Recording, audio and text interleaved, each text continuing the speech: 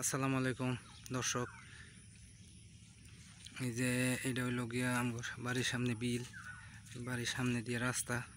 আমি আসলে একবারে গ্রাম এলাকায় থাকি।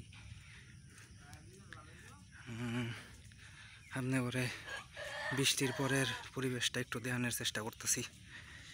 দেখেন দর্শক, এইসব রাস্তা দিয়া কেমনে মানুষ চলাচল করব।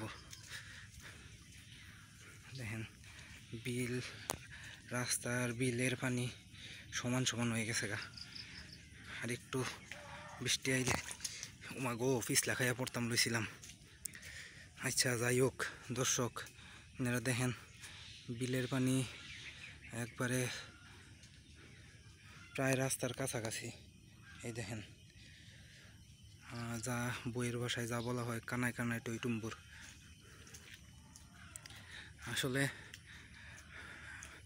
প্রচুর বৃষ্টি হয়েছে। বৃষ্টির পরে একটু বাইরের পরিবেশটা দেখার জন্য বের হয়েছি, তো ভাবলাম আপনাদেরও একটু দেখাই।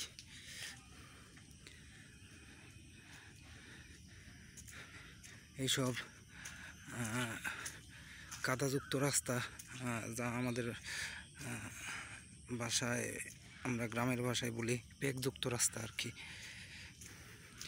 এই রাস্তায় আমরা একটু বের হইলাম হাঁটতে বৃষ্টির পরে, আশেপাশের এলাকাটাও একটু দেখলাম।